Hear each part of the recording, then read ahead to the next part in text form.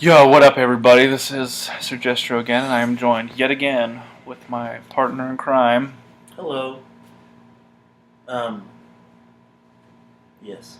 Sergio0832. Oh, my name, yeah, Sergio T0831 at yahoo.com. And today, this is Sergiot's Video question. vlog. So, Sergio, what are we going to talk about? So I posed a today? question to my friend and associate and colleague here that I'm pointing to.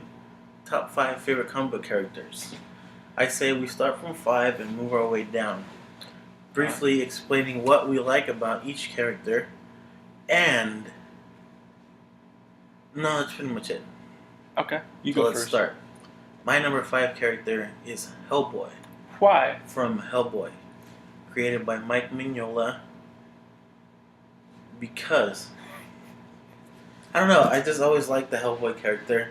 I like his attitude in the comics. You know, something bad happens, he just kind of makes a little frowny face, and he says, "Crap." Yeah, he does. And my favorite Hellboy story arc is the one where he goes to Mexico. Oh yeah, where he gets drunk in Mexico. That is so fun. Yeah. And he like hooks up so with heart-wrenching a bunch of luchadors. Yeah, and then they're like, what do they say? I like to kill monsters. And he's like, yeah, me too. In Spanish, the guys are like, yeah, me too. I remember my favorite Hellboy point, and it really sticks in my head. It is Hellboy walks into a church in a city that's had hauntings. And in this church, there's an old, senile old lady. So him and Hellboy and the police officers and the BPRD agents walk into this church to talk to the priest. And while walking up to the altar, they stop and look at the old lady who's praying. She stands there looking at Hellboy, and Hellboy's looking at her. And you know how Hellboy looks like. He's this giant red demon with a trench coat. So the old lady just looks at him and he says, "Do I know you?" And Hellboy says, "I don't think so." And the old lady says, "Are you sure? I thought I'd seen you before." And Hellboy says, "No, I'm pretty sure we don't know each other."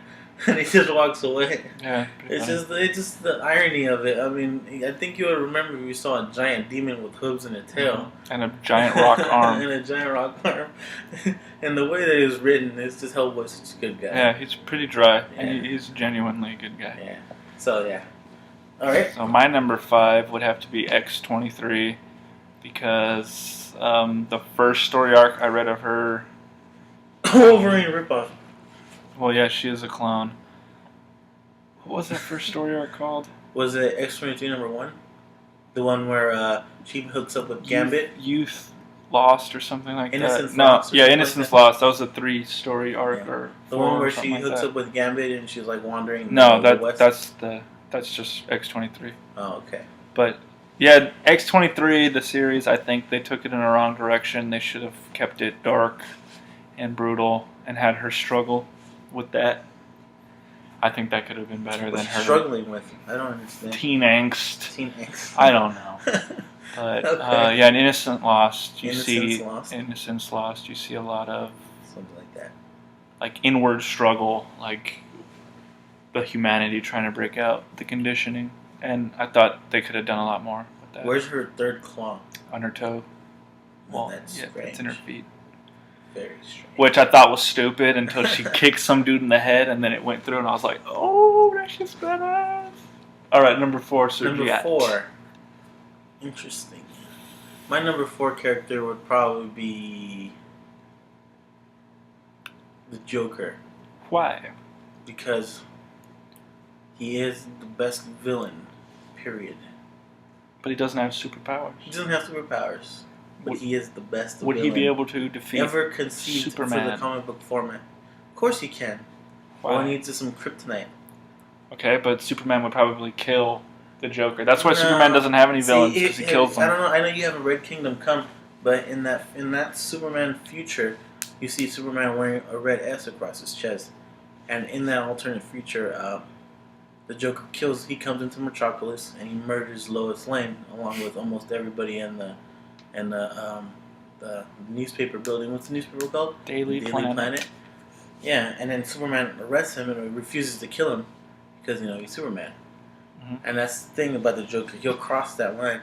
He'll kill your sidekick or he'll murder people. and he has no rhyme or reason. He doesn't want any money. He does it just for the pure enjoyment of doing it, and that's just kind of scary. That's the villain you can't beat. It's true. The one you can't hurt. He has nothing That you can use against him. You can't go out and hurt his family. You can't hurt him physically. He just doesn't care. He's just psychotic, and that's why he's one of my favorite villains. He can be used in so many ways and do so many things. It's just, yeah, it's always interesting when he pops up, and he's written good. He's written well. He's the most. I agree, and my number 4 would have to be It might be considered a villain. It's not. He's from an indie label called Slave Labor Graphics. What's he called? Johnny, from Johnny the Homicidal Maniac. Johnny. So he's like Dexter. No, he's just a serial killer. Just a serial killer. Yeah, and he has to paint this wall with blood, or else this moose monster will pop out. It's not really a moose, but they just call it that because it's not a moose. And then he goes to heaven and hell, and then he comes back, and he's just apathetic. He's complacent, and I don't know. I read it when I was like 13, and it was just like, whoa, they can do this in comics, and it was the gateway, I guess, into more dynamic characters. Number 3? Number 3 for me is the Punisher. Which Punisher? From Marvel Comics. Marvel Punisher with the eye patch and the beard? Well, that's current Punisher. I just like Punisher as a character. Like Lady Punisher? No, I don't like Lady Punisher. I don't think her name is Lady Punisher. But that's what Spider-Man called her. Her name is Punisherella or something? Her name is Alves Cole. Anyways, I just like the Punisher when he's doing his thing. He's going around killing criminals, stealing their money, burning their drugs. I like that. Cool. He takes no guff from the bad guys. And, read Punisher Max by Jason Aaron and Garth Ennis. It's brutal. And it's just so real. Like, this guy could exist, if he had the right training. He could exist in our world, which is awesome. And, I always enjoy a good Punisher story. Cool. So my number 3 would have to be more recently Deadpool. I think Deadpool takes the number 3 spot. You see, I don't like the Deadpool going on right now with no powers. Yeah, I mean, for me, Deadpool has to have the healing factor. The healing factor makes him what he is.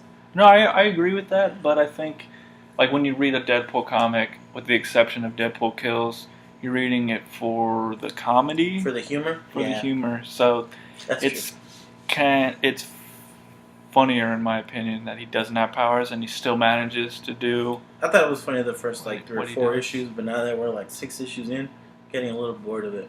Yeah, I haven't read 59 personally, yet. I like seeing Punisher not the Punisher, Deadpool get his head blown off. Yeah, that's pretty fun. So that's fun. It's always fun. Although that won't. What was it, 57? That was just ridiculous. The logic in that comic is so broken, but that's what's so fun. And how he talks to the reader through his head, do the crazy voices in his head. If I had the list go up to number 6 or 7, Deadpool would definitely be on that list. Yeah, but Deadpool just recently probably came into my top 5, and I just... Yeah, it's always fun to read a Deadpool story. So number 2, Sergeant. Alright, number 2. My number 2 favorite character is Rorschach. From the Watchmen. Alan Moore and Dave Gibbons from Watchmen, probably the most recognized character from the whole series. Him and the famous Blue Dick. Yes, that is my number 2. Captain Manhattan. Doctor. Anyways, he's a doctor. I remember being in the movie, and as soon as you hear Rorschach talk for the first time, I was like, boom, this is one of my favorite comic book characters.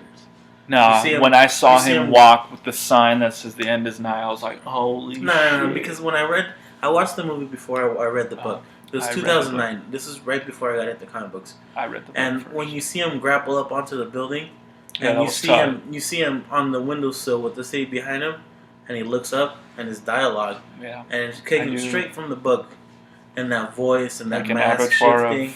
Retarded oh children. My gosh, that was one of my favorite. Awesome. Not only my favorite movies, but that week. Watch out the camera.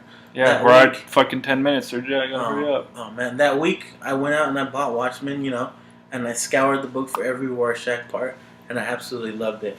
Tell us about Before Watchmen, Rorschach issue 1. I don't know. I read Before Watchmen when it came out on Wednesday. It was the first book I read because it was the one I was the most excited for.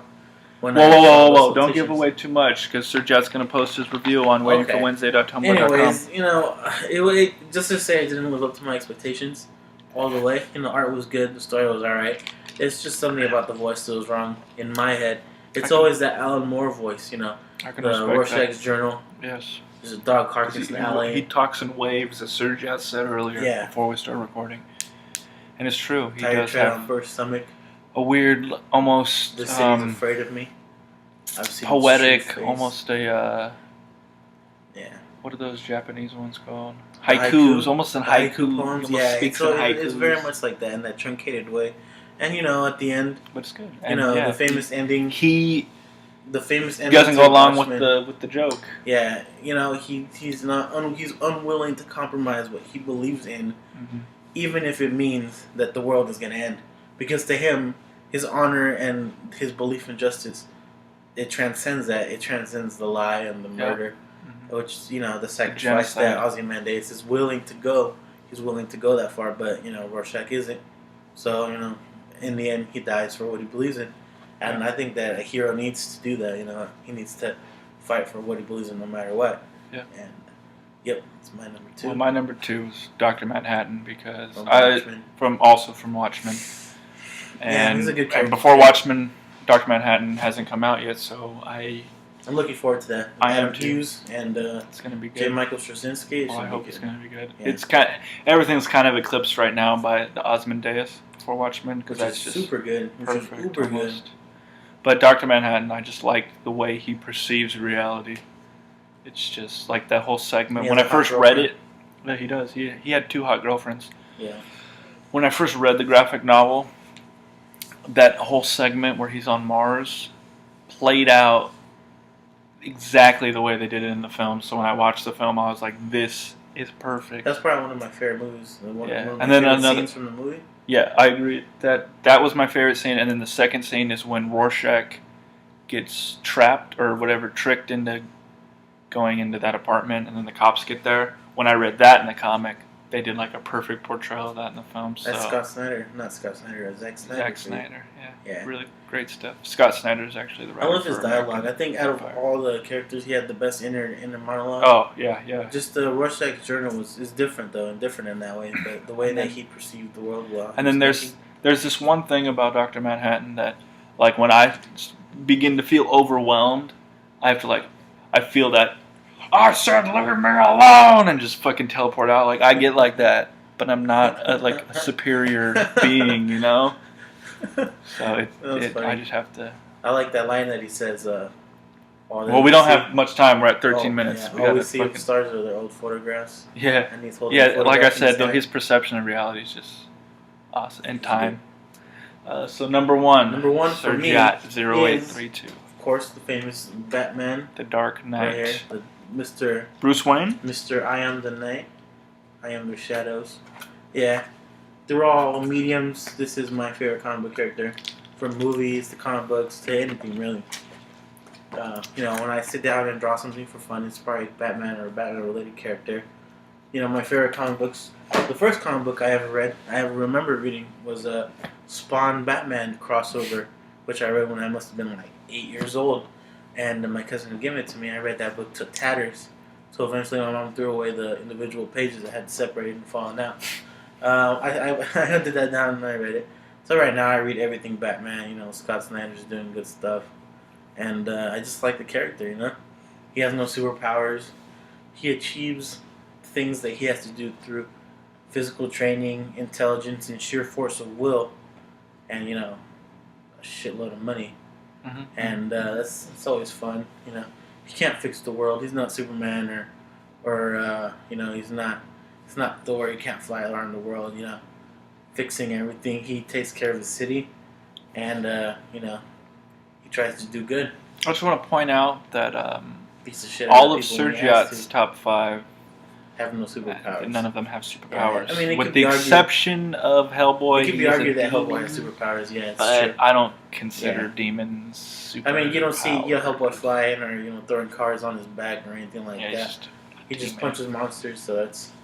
Yeah. But so that's my Batman. number 1 is obviously Spider-Man. And I think I'm gonna use both Spider-Man, Spider-Man? Miles Morales, Miles as well Morales, as Peter a Parker. relatively new character. Yeah. In the last What I've year. read of Miles is awesome, actually. It's The like little really black awesome. Mexican Spider-Man. Yeah, he's a Blaxican. Blaxican. But Peter Parker, just some white kid from the Bronx who's Which just era smart. of Peter Parker? You like the teenage Peter Parker? No, I like The old Peter married- I like Peter Parker when he got a job at Horizon Line. Oh, I mean the The like time. the more big time Big time till started. now, because I just think That's where you started reading. Yeah, I just think the photographer Peter Parker's just been See, done that's to death. interesting because that's where you started reading Spider-Man, right? Mhm. And as of right now, that's your favorite series. My favorite series of Batman is right when I started reading too, which was the Batman Reborn. So it's people tend to gravitate towards where they first started reading the character they like. Well, I mean, yeah, that was the first Spider-Man I started at, but the first comic I really started reading when I got back in was iZombie, and that's done, and I'm kind of glad it's I think done. that's ending soon. No, it's been done. Oh, is it? Oh, Yeah, that's it interesting. ended like last week. Well, all right, everybody, that was 16 minutes of your life we took from you. So if you're seeing this is probably a huge video file. All right, it's gonna take like a half hour to render. All right, later. Should be